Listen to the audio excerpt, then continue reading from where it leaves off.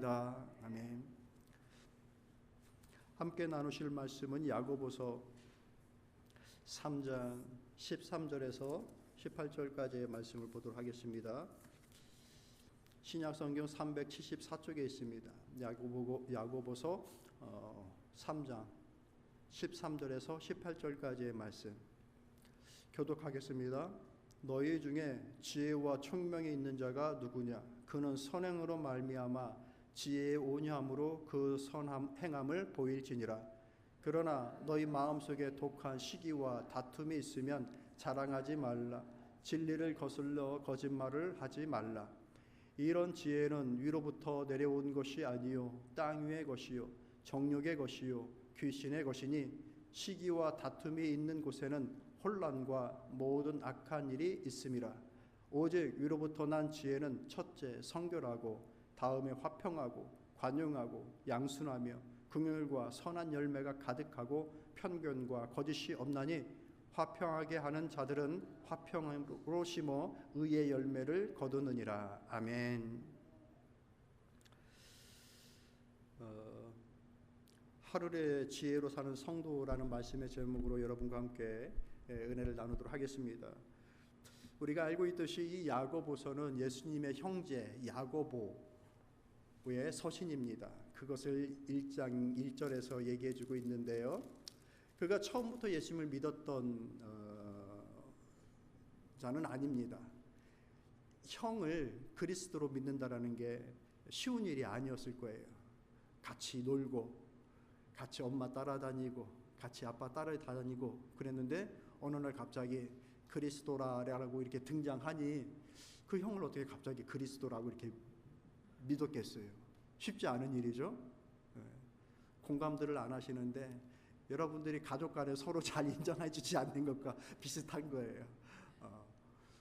밖에 나가면 아주 존경받는 인물들 막 이렇게 그런데 집에서는 대우를 못 받는 경우들이 참 많은데 야고보가 바로 그랬던 거예요.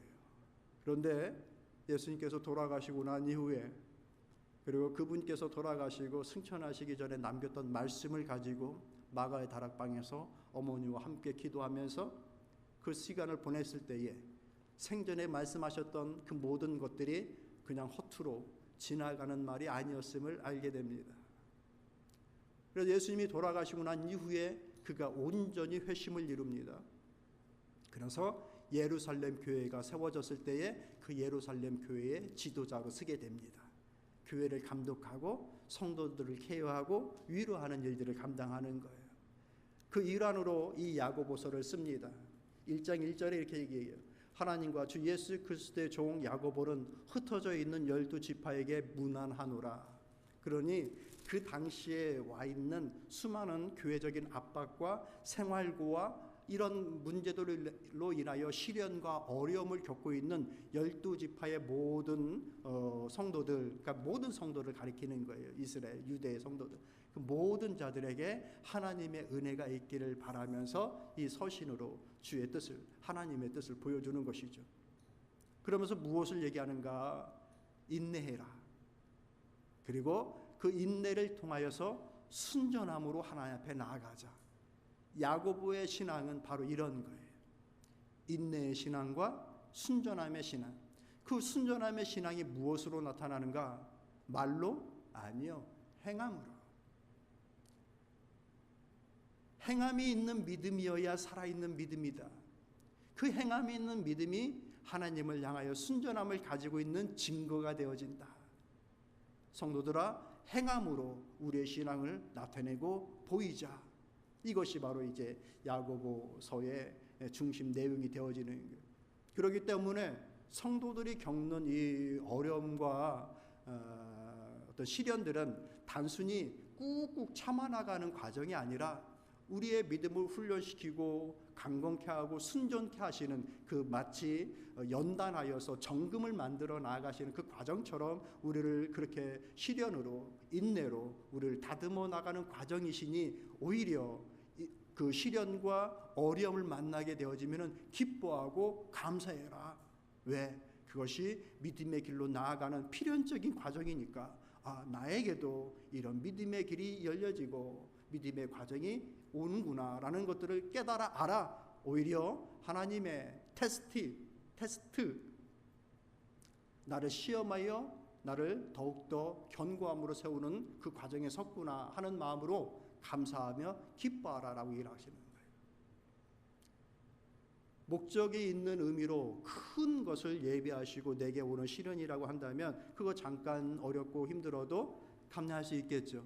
바로 그런 것들이 우리의 믿음의 시련이다라는 거예요. 사랑하는 성도 여러분, 지난 한 주간들을 보내면서 믿음에 대한 그 고통과 어려움, 시련을 좀 겪어보셨습니까? 하나도 안 어려우셨어요? 부럽습니다.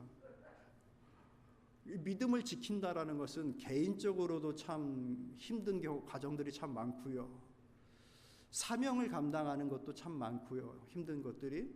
그리고 이 공동체 안에서 서로 간의 관계 속에서 내가 믿음을 지켜나가는 것도 시련으로 다가오는 경우들이 참 많습니다. 쉽지 않아요. 어려워요. 내 마음도 내 마음대로 안 되는데 타인의 마음을 내가 어떻게 내 마음처럼 바꾸고 행동을 그렇게 조절할 수 있겠어요? 안 돼요. 그러니까 그것 때문에 내 마음이 업앤다운 돼버리면 믿음이 갈려요. 우리의 영혼이 막 무너져요. 그런 모든 일련의 과정들이 야고보는 뭐라고 말씀하시느냐? 믿음의 시련이다라는 거예요. 시련. 그것을 이겨나가고 극복해 나아감을 통하여 우리의 신앙이 견고하게 세워져 나아간다. 그러기 위해서 우리에게 필요한 것이 무엇이라? 지혜라. 따라해 봅시다. 내게 지혜가 필요하다. 여러분들, 우리는 가끔 살아가다가 참 저 사람 지혜롭다라고 여겨지는 그런 사람들이 있습니다. 그런데 이 세상에서 말하는 지혜로움과 성경에서 말하는 지혜로움은 전혀 다릅니다. 세상의 지혜로움은 그럴듯하게 보여주면 지혜롭게 보여질 수 있는 착각을 만들어냅니다. 그런데 성경에서 말하고 있는 이 지혜로움이라고 하는 것들은 오늘 야고보서 우리가 함께 읽은 이 본문을 통해서 우리에게 아주 명확하게 영적 지혜가 무엇인지에 대해서 얘기해 줍니다. 그것을 가리켜서 하늘로부터 온 것, 땅에서부터 온 것이 아니라 위로부터 온 지혜, 그것을 우리에게 얘기해 주고 있는 거예요. 저는 오늘 여러분들과 함께 이 영적 지혜가 무엇인지를 한번 같이 나누고 우리가 이 하늘로부터 온 지혜를 따라 살아감을 통하여 하나님께는 영광이고 자신에게는 명예와 행복을 만들어 나가는 그러한 삶의 그 영적 길들이 열려지기를 진심으로 소망합니다. 축복합니다. 깨닫는 마음과 우리의 마음에 한 번 더 진일보할 수 있는 기회가 되기를 진심으로 소망합니다. 첫째, 이 영적 지혜라는 것은 어떤 지식으로, 말로, 알모로 판단할 수 있는 것이 아니라 삶으로 보여지는 것이라는 얘기예요. 나타내 보여지는 것이라는 거예요. 참으로 저 사람 영적으로 지혜로운 분이구나라는 것은 그 사람의 말이 아니라 그 사람의 삶의 태도를 통해서 그냥 나타나고 보여지는 것이라는 얘기예요. 말씀 같이 읽어봅시다. 13절 말씀 읽어보시죠.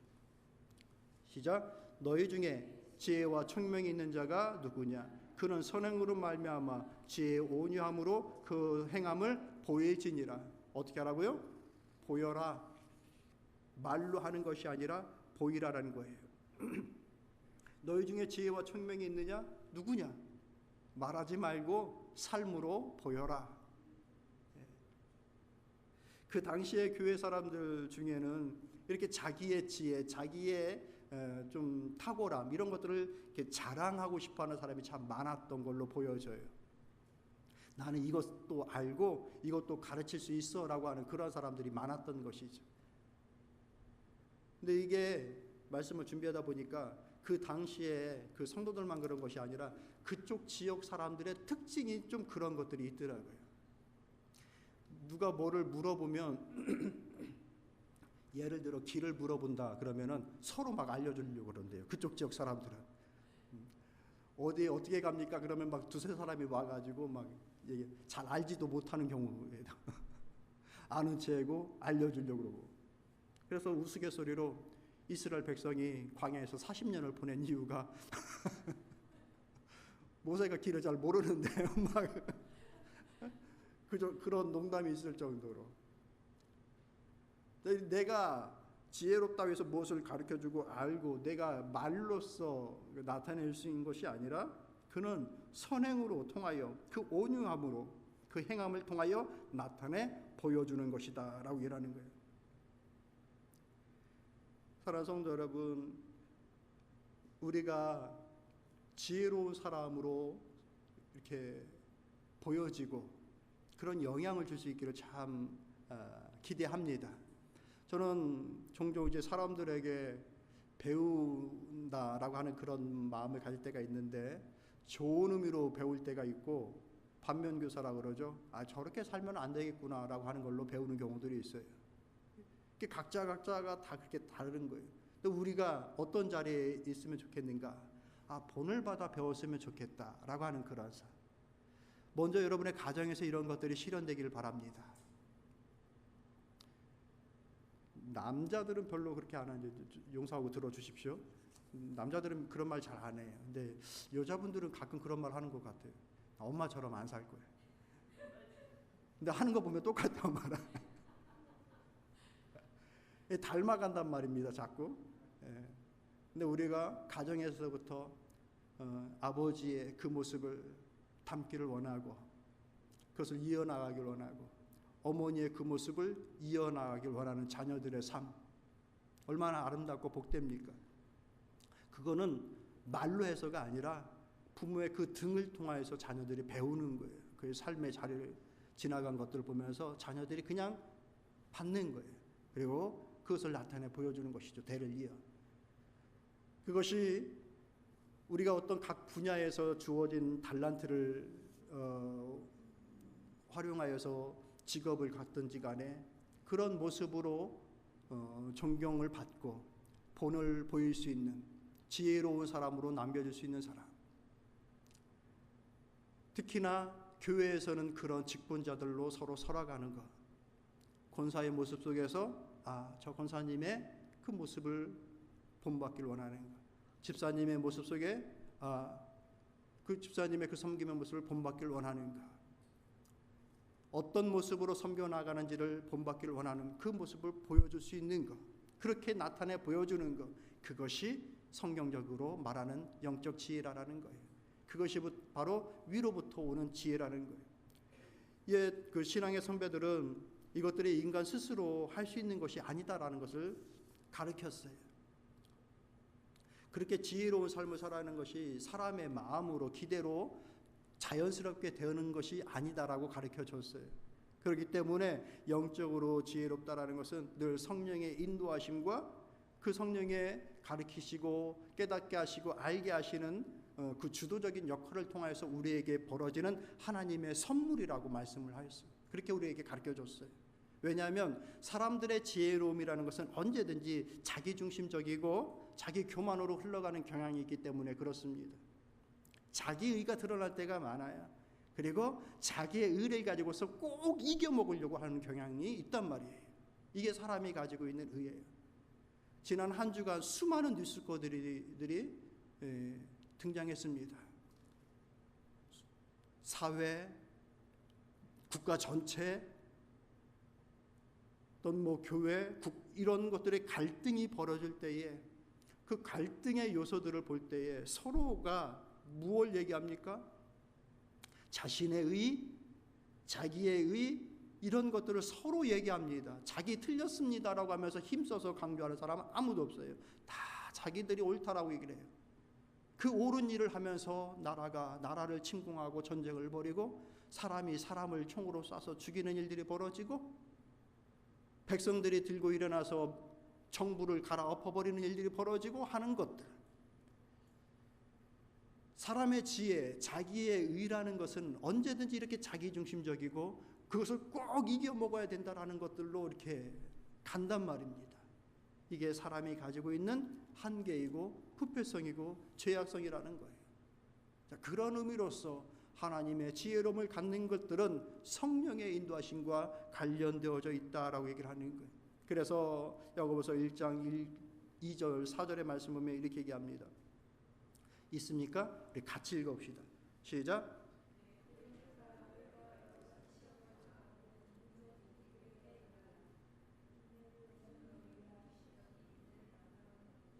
인내를 만들어내는 줄 너희가 알미라.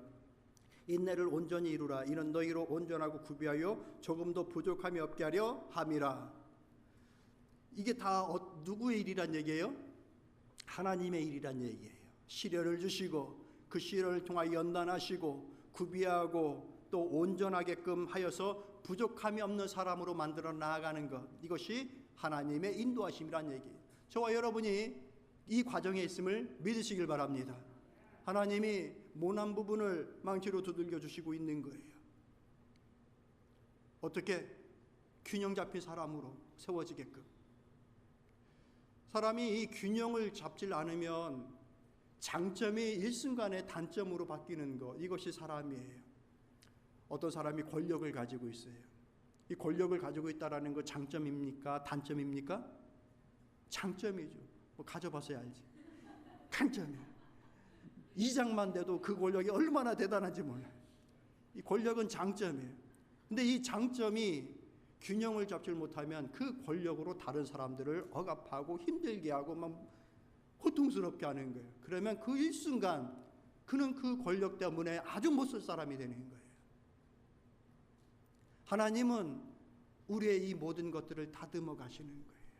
모난 부분을 망치로 치시면서 균형 잡힌 사람으로 만들어 나가는 거예요. 지식을 가진 사람이 사랑을 겸비할 수 있게끔 하시고, 열심을 가진 사람이 지식을 갖게끔 하시고, 열심은 있는데 지식이 없고, 지식은 있는데 사랑은 없고, 사랑은 있는데 절제함이 없고 하면은 다 이런 것들이 그 장점이 다 망가뜨려 버리는 거예요. 근데 하나님은 그렇게 선한 인도하심을 통하여 우리를 균형 잡힌 사람으로 만들어 나가신다. 그래서 하나님이 우리를 지혜로운 자로 사용하신다. 사랑하는 성도 여러분, 우리에게 이런 일들이 이루어지기를 기도하시길 바랍니다. 무한하신 주님의 지혜를 구하세요. 그 지혜로 살아가기를 소망하세요. 그래서 집에서부터 지혜로운 부모가 되기를 기도하십시오. 저는 늘 그렇게 기도합니다. 지혜로운 부모가 되기 위해서. 능력은 좀 부족해도 지혜로운 부모가 되게 해주세요. 좋은 것들을 기억시키고 추억으로 남겨줄 수 있는 부모가 되게 해주세요. 기도합니다. 지혜로운 남편 되기를 위해서 기도하십시오. 남편분이 대표로 나와 계신데 지혜로운 아내가 되기를 기도하십시오. 그 가정이 남편만 지혜로워서 되겠습니까? 아내도 지혜로워야 되는 거예요. 사랑하는 우리 자녀들, 청년들, 지혜로운 청년, 지혜로운 자녀들이 되기를 기도하십시오. 지혜롭게 살아갈 수 있기를 기도하는 거예요. 하나님의 지혜를 구하세요. 여러분들 충분히 달란트가 있고 재능이 있다는 걸 알지만 그것만으로 부족해요. 충분하지 않아요. 하나님의 지혜가 우리에게 반드시 필요한 거예요. 자, 첫 번째, 이 하늘로부터 온 지혜는 삶으로 나타나는 것이다. 태도로 나타나는 것이다. 말로 하는 것이 아니라 우리의 삶으로 나타나는 것이다. 우리의 삶이 그와 같기를 기도하시는, 그리고 소망하며 나아가는 우리 모두가 되기를 진심으로 소망합니다. 두 번째로, 땅에서 난 지혜가 그럼 어떤 것이냐? 땅으로부터 난 지혜의 특징이 무엇인가? 14절부터 16절까지의 말씀이 나오는데 한번 쭉 같이 읽어봅시다. 같이 있습니다. 그러나 너희 마음속에 독한 시기와 다툼이 있으면 자랑하지 말라. 진리를 거슬러 거짓말하지 말라. 이러한 지혜는 위로부터 내려온 것이 아니요 땅 위의 것이요 정욕의 것이요 귀신의 것이니 시기와 다툼이 있는 곳에는 모든 악한 일이 있음이라. 자, 딱 구분지어서 얘기하시는 거예요. 위로부터 온 것이 아니다. 이것들은 땅에서부터 온 것이라. 그 특징이 무엇이고 시기와 다툼이 있는 그곳에 혼란과 모든 악한 일들이 있음이라 라고 하는 거예요. 땅에서부터 온 지혜는 것은 무엇이냐? 지혜로운 것 같으나 자기중심적이고 지혜로운 것 같으나 경쟁적인 거예요. 그래서 사회와 국가와 또 개인의 어떤 모든 일들을 무너뜨리는 일을 합니다. 맞는 것 같은데 무너지는 거예요. 이게 이제 집안에서는 잔소리가 되는 거예요. 맞는 것 같은데 무너지는 거예요. 맞는 것 같은데. 부모의 말이 자녀들 뭐 저주하는 말이 어디 있겠어요? 다 맞는 말이에요. 맞는 말인데 무너지는 거예요. 다툼이 이루어지고. 그러니 이 모든 것들이 땅의 것들로 이루어지는 것들이 아니라 하늘의 것들로 이루어져서 우리와 기대의 바람과 소망이 바르게 실현되어지기를 원하고 그 길로 가야 되잖아요. 방법이 잘못됐다는 얘기인 거예요. 우리의 그 바라는 골이 잘못됐다는 것이 아니라 좋은 것이고 옳은 것인데 방법이 잘못돼 버리면은 망가진다는 얘기예요. 뭘 선택하면? 땅의 것을 선택하면. 이것은 위로부터 난 것이 아니라 땅으로부터 난 것인 건데 곧 어떤 것이냐? 정욕의 것이요 귀신의 것이다라고 이라는 거예요. 야고보는 아주 강력하게 경고하는 겁니다. 그 출처가 땅에서부터 온 것이고 그 출처가 그리고 용도가 귀신의 도구로 사용되어지는 것들이다. 다투고 시기하고 이 일들을 통하여 행하고자 하는 모든 것들은 자기의 정욕을 위하여서 행하는 것들이 된다. 그러니 그 결과가 어떠하겠느냐? 16절에 시기와 다툼이 있는 그곳에는 혼란과 모든 악한 일이 있습니다. 혼란이 뭐예요? 무질서를 말하는 거예요. 질서가 깨져버리는 거예요. 잘하자라고 하는데 오히려 질서가 깨져버리는 결과. 악한 일이 있습니다. 이건 뭐예요? 악의 성장이에요. 악의 순환이에요. 그 악을 누르고자 얘기했는데 더 큰 악이 발생하는 거예요. 덮어버리려고 했는데 다시 그것이 되돌아와서 오게 되는 거예요. 우리는 이런 것들을 너무 많이 봅니다. 어디서? 가정에서. TV 프로그램 중에 부모와 자녀들 간의 문제를 해결하는 그 솔루션을 주는 프로그램이라든지 부부 간의 문제를 해결하는 그런 거라든지 이런 것들을 보십시오. 완전 정말 가정의 질서가 완전히 무너져 버리고 악이 자라나요. 그 말인즉슨 또 다른 악이 나오는 거예요.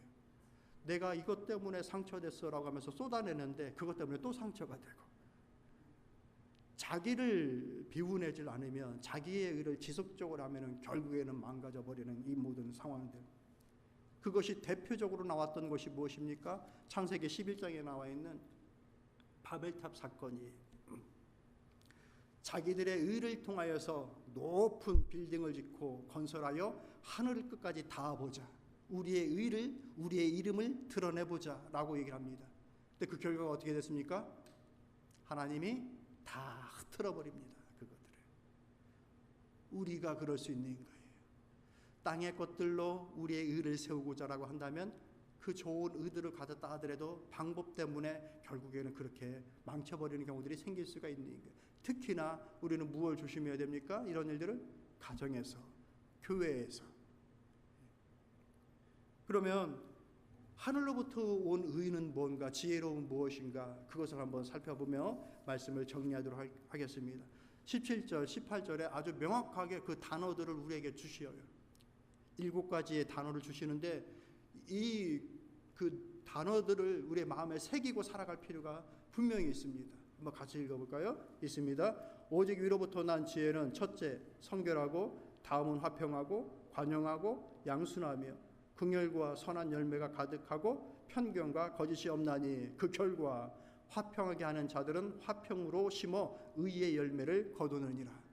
결국에는 의의 열매를 거두게끔 되어지는 이 모든 화평이라고 통칭할 수 있는 이 씨앗들을 심어나가는 삶. 우리가 씨앗을 심지 않는데 어떻게 거둘 수가 있겠습니까? 반대로 씨앗을 심으면 반드시 거두어요. 믿습니까? 이건 진리예요. 진리. 시대와 공간을 초월하여 어린아이든 어른이든 모두에게 보편적으로 타당한 사실, 그것을 진리라고 하는데 심은 것이 난다라는 거예요. 콩을 심으면 콩이 나는 것이고 팥을 심으면 팥이 나는 거예요. 이게 진리인 거예요.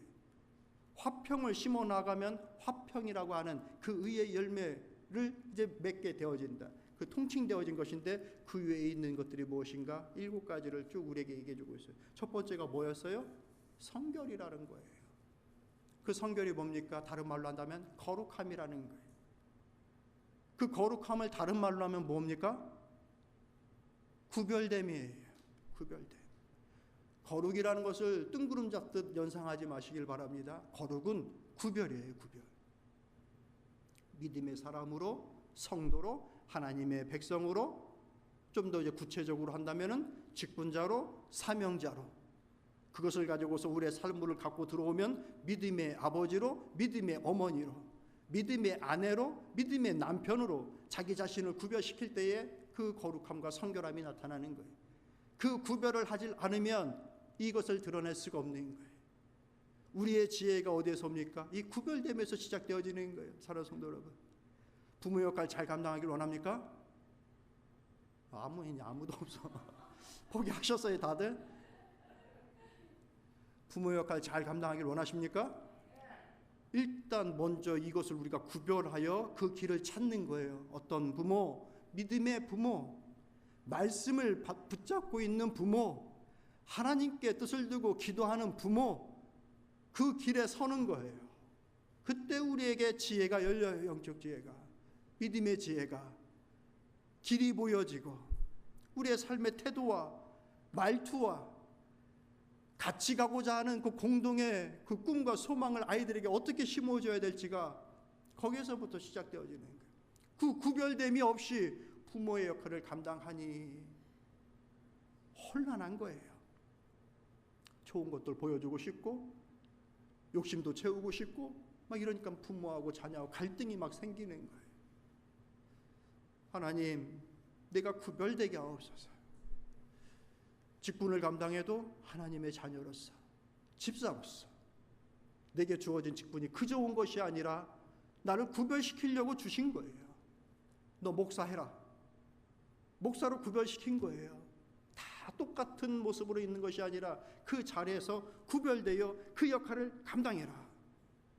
사랑하는 성도 여러분, 우리에게 이 지혜가 임하기를 진심으로 소망합니다. 삶이 달라져요. 우리의 말이 달라져요. 그러니 지혜로운 삶을 살게 되는 것이죠. 두 번째가 뭐예요? 화평이라는 거예요. 하나님은 화평이시다. 다툼이 아니라 관계 회복의 길을 찾는 거예요. 무너진 관계가 있을 때 그것을 당장 우리가 해결할 수 없으니 보류시켜 놓는 것이지만 우리는 이것을 악화시키며 살고자 하는 사람들이 아닌 거예요. 언제든지 기회가 다시 오면 그 관계를 회복시키고 화평을 이루어 나가는 길을 찾아 나가는 삶. 그 문제의 원인이 나에게 있을까? 아니면 아직도 그 타인에게 있을까? 그것을 바라보면서 관계가 회복되어져 나가기를 기도하고 기다리며 그 해결의 자리에 서 있는 것. 완전 매듭의 자리로 귀결시켜버리는 것이 아니라 화평의 자리에 서 나가는 것. 거기에 우리의 지혜가 열려요. 관계의 부드러움과 지혜로움이 거기에서 오게 되어지는 거예요. 관용이라고 얘기합니다. 타인을 품어 안을 수 있는 넓은 마음이에요. 이 관용이라는 마음이 있어야 다른 사람을 챙겨줍니다. 돌봐줍니다. 이 관용의 마음이 풍성한 사람, 싫어하는 사람 없습니다. 누군가에게 환영받는 사람이 되기를 원하십니까? 이 관용의 덕을 가지세요. 그러면 누구에게나 다 환영받습니다. 이런 사람들은 타인을 잘 챙겨요. 자기 챙겨주는 사람, 싫어하는 사람 손 들어보십시오. 그런 사람 없어요. 타인을 챙겨주는 사람은 모든 사람들에게 다 환영받는 사람이 됩니다. 이게 여기에 지혜로움이 있다라는 거예요. 양순이라고 얘기합니다. 완고하지 않는 것, 부드러운 것, 부드럽게 타인을 대할 수 있는 마음, 긍휼과 선한 열매라고 얘기합니다. 타인을 불쌍히 여겨줄 수 있는 마음들. 역지사지하면 참 불쌍하게 여겨지는 경우들이 너무 많은 거예요. 역지사지했는데도 불쌍하게 보이질 않으면 문제가 있는 거예요, 그 사람. 근데 역지사지했을 때 불쌍하게 여겨진다. 거기에 길이 열려지는 거예요. 그 마음으로 타인을 바라보는 것. 편벽됨이 없다라는 것은 치우쳐이 없다라는 거예요. 아니면 끝없이 왼쪽으로 가고 끝없이 오른쪽으로 가는 그 치우침. 그러지 말라라는 거예요. 다 사람 살아가는 일들이고 품을 수 있는 일들인데 그 치우침 때문에 서로를 욕하고 적이 되어져 버리는 것, 지혜롭지 않다. 다 땅에서부터 온 것들이다. 하늘의 지혜는 그런 것이 아니다라는 거예요. 끝없이 치우쳐서 서로 싸우는 것, 하나님의 지혜일까요? 땅의 지혜일까요? 여지없이 땅의 지혜입니다. 의를 얘기하는 것 같지만 자기의입니다. 그리고 그 자기의를 가지고서 이어먹으려고 하는 겁니다. 사랑하는 성도 여러분, 하나님의 지혜를 따라 살아가는 우리의 삶이 되기를 진심으로 소망합니다. 거짓 없는 그 씨앗이다라고 합니다. 이것은 원리와 또 정직으로 살아가는 것을 의미하는 거예요. 아까도 말씀을 드렸듯이 심은 것을 통하여서 얻게 되어지는 그 정직의 원리, 진리의 원리, 심지 않고 거두려고 하는 것에 대한 경계, 내가 꼭 심어 그 심은 것을 얻어 나가는 삶의 태도를 갖겠다라고 하는 그 마음의 자세로 살아갈 때에 오는 지혜. 여러분, 이런 사람들이, 이런 마음을 갖고 살아가는 사람이 지혜로운 사람이 되겠습니까? 안 되겠습니까? 안 되는 게 기적인 거예요. 그죠? 자, 이런 마음으로 살아갈 때에 우리의 삶에 균형이 잡힌다. 야고보는 오늘 우리에게 이것을 얘기해 주는 거예요. 사람이 다 완벽할 수 없어요. 조금 모난 부분이 다 있어요. 저와 여러분 모두가 다 가지고 있는 거예요. 그런데 균형을 잡아서 다른 쪽에서 또 다른 것이 그것을 무게를 맞춰주는 거예요. 그런 거예요. 그러니 우리는 계속해서 기도하여 이런 삶을 꿈꾸며 소망하는 거예요. 정리하도록 하겠습니다. 이것을 가리켜 성화라고 얘기를 합니다. 신학적으로 이것을 성화, 하나님의 그 성품을 닮아 나아가는 사람으로 서나가는 거예요. 그래서 이 지혜로운 자는 단순히 아는 것이 아니라 그렇게 사는 자를 가리켜서 지혜로운 자다라고 말씀을 하는 겁니다. 사랑하는 성도 여러분, 지혜로운 삶을 살아가는 여러분 다 되시기를 축복합니다. 지혜로운 소망과 지혜로운 말을 갖고 살아가는 그 가정에 변화가 안 생길 수가 없습니다.